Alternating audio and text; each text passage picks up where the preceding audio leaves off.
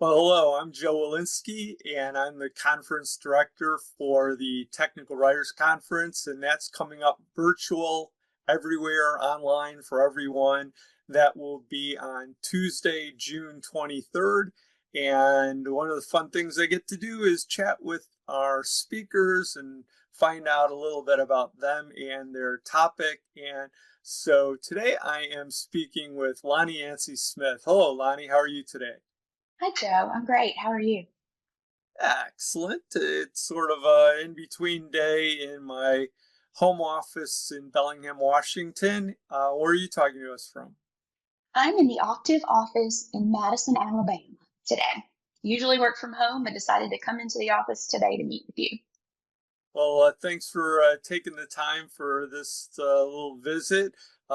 Good place to start is if you could talk a little bit about your work and then background that kind of brought you to where you are today. Absolutely.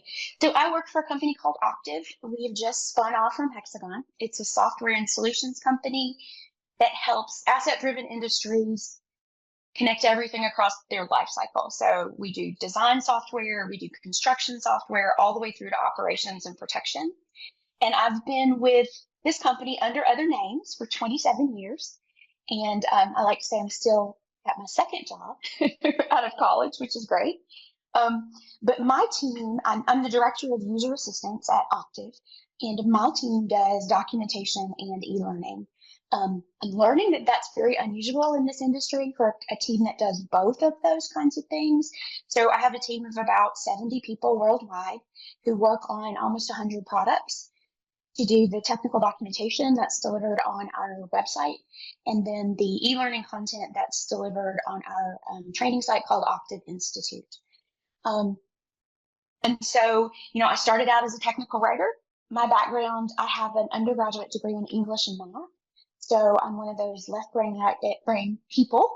And so tech writing was really attractive to me. But at the time, I didn't know much about it. A lot of colleges didn't have technical writing programs, which tells you how old I am.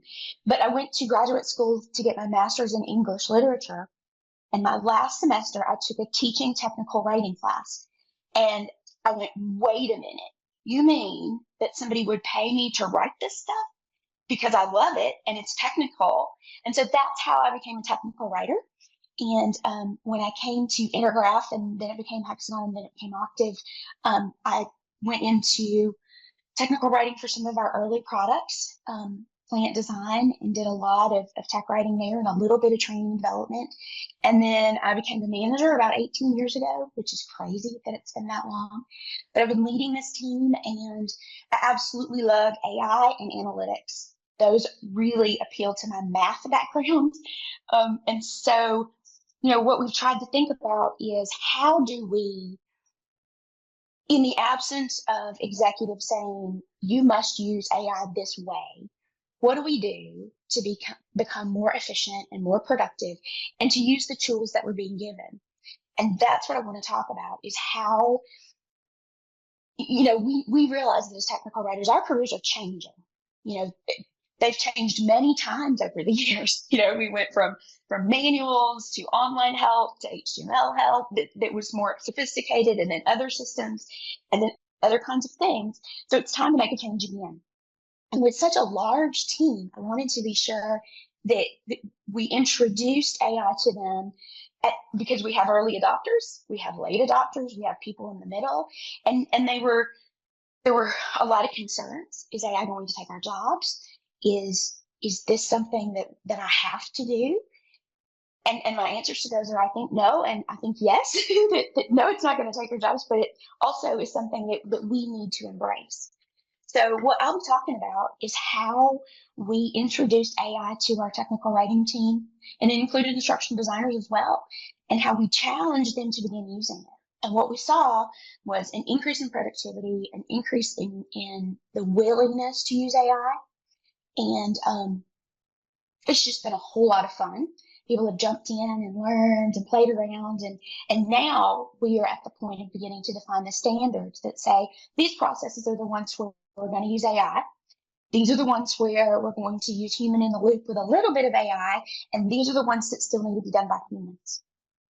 Well, the title for the session is challenging writers to use AI, and so that it implies that, well, that there's some challenge there. And Mhm. so, without even to get into your actual talk, what was that experience like? What did that challenge consist of, or how did it feel to you and your team members?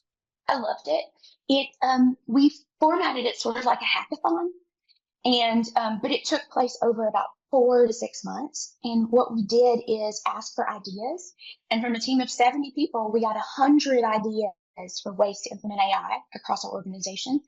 My leadership team and I picked 5 of those.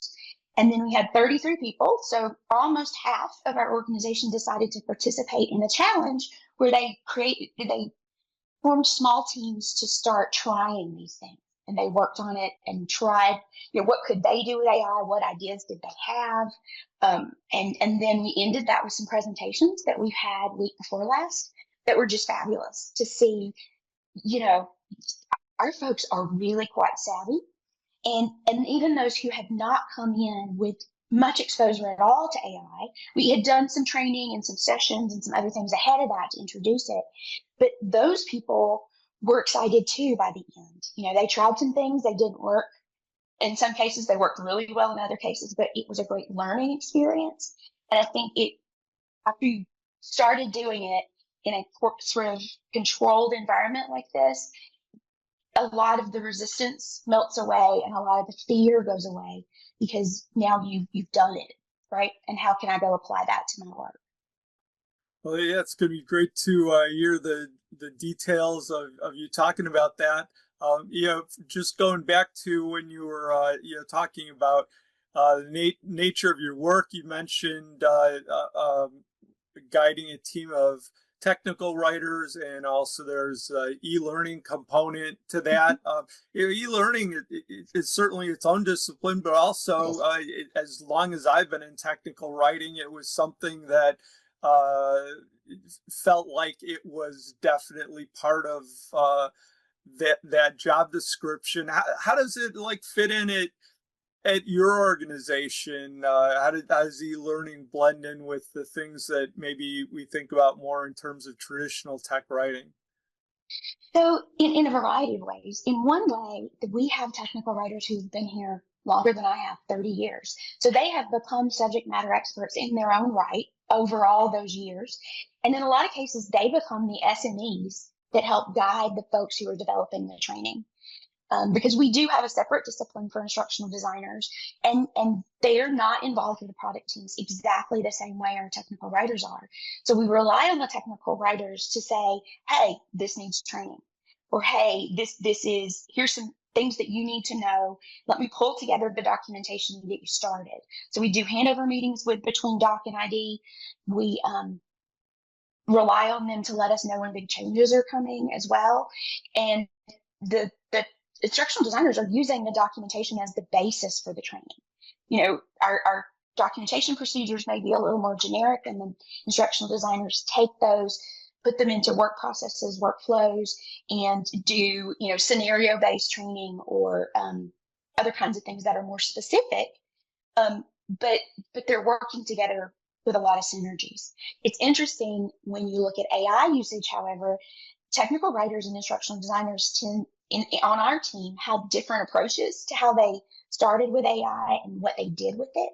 And it's really exciting to see the instructional designers go, look at all the things that we can do with this. And the writers are like, hey, those are some really good ideas. Not that they're completely separate or that, it always works that way, but it's been a lot of fun to see the two groups because, they have traditionally been different disciplines. And, you know, personalities are different between the kinds of things you choose for your career, so it's really fun to see those two groups work together and try to solve the information problem for our customers. What do they need and when do they need it? Is it something that goes in documentation? Is it something that goes in training? Is it something that goes in both?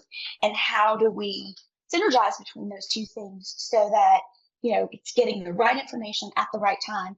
Because as you know, our customers just want to do the work. We do software that they use in their jobs.